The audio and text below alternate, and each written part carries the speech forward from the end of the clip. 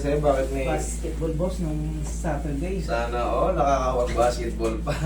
May history ko nung dati, 1999. Nabangga ako ng taxi na pilasan ko. Pero nung naghilom na siya, nakapaglaro na ako pero merong...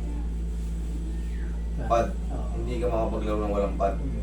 May hiwalay. Nangyari sa akin nung Saturday ko na. Gawa nung injury mo dati, ngayon nagkaroon ng trauma. Tapos itong Saturday lang. Ano ba ngayon? 3 araw pa lang ata, Lunes pa lang ata eh. 23 siya. Nung sa... 25 pa lang yun, 2 araw pa lang, normal lang na. Ganito yan, normal. Para ka lang din natapilok niyan. Tapilok ka ngayon. 1, 2, 3, 4 days. Yan yung mga pinaka Matigas yan. Sakit. masakit. Yan yung pinaka masakit. Ganon din yan sa tuhod. Sa tutusin, mas masakit pa yung sa tuhod kasi mas malaki yung joint dyan. Ngayon, ang mangyayari dyan, siyempre, lumapit na kayo rito. Ang benepisyo niyan, mas mabilis kayong mas mabilis na mag-improve. Hindi ka na mag-aantay ng mga buwan, mga 1 linggo lang, na kaagad. Kasi normal yan na may pain. Kahit hindi ko hawakan yan eh. Kasi nga, yung retaliation ng na strain. Siyempre, mamamaga may stress yung mga ligaments. So, automatic mamamaga siya. Sa umaga. Pagising mo sa umaga, Tigas. sige, higa ka dyan. Kagaling yung chest ko boss. Sige.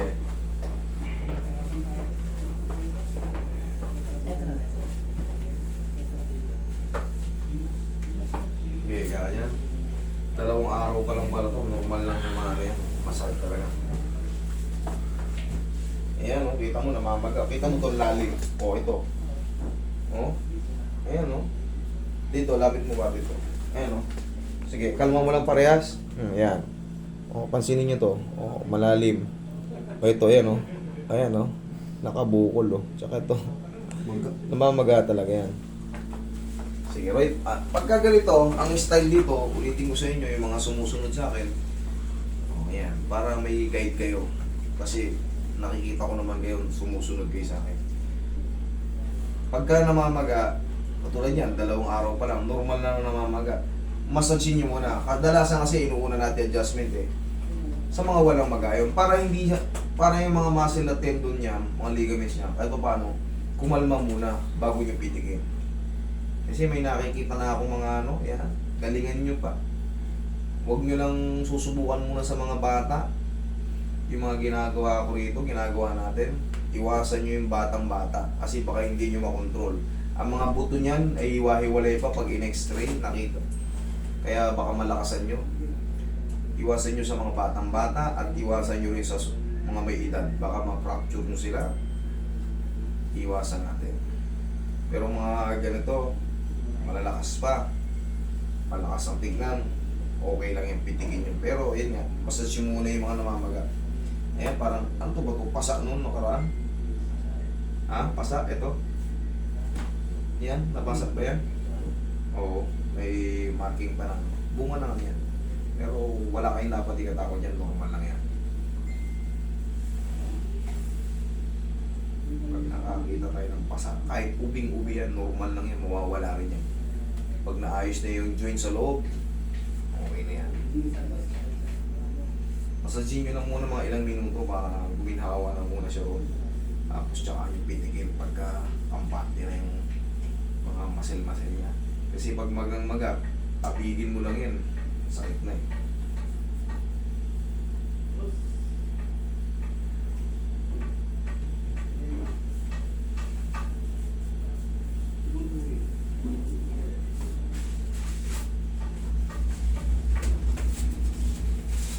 Okay, relax lang.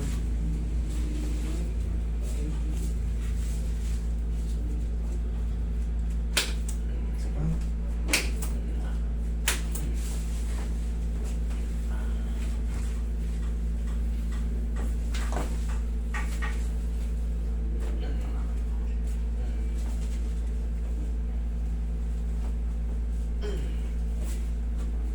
Okay, relax lang. Ayan, ang lang.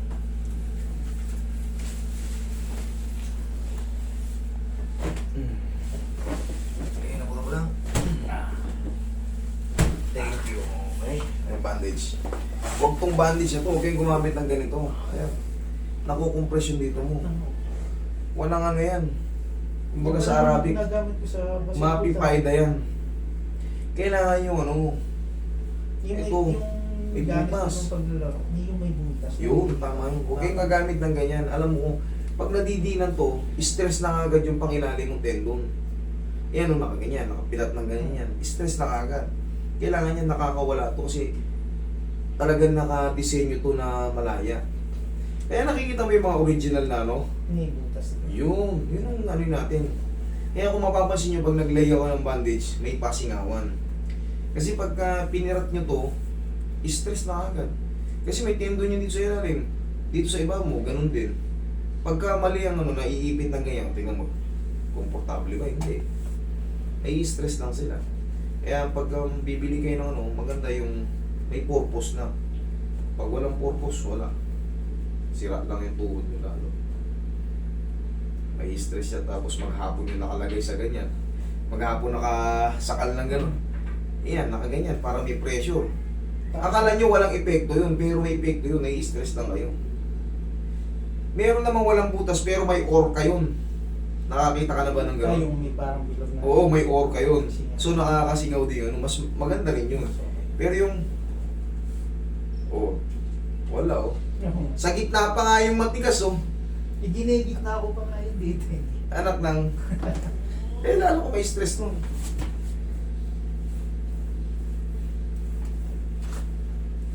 Oh, 1 linggo lang to. Nasa ano ko na naman yan.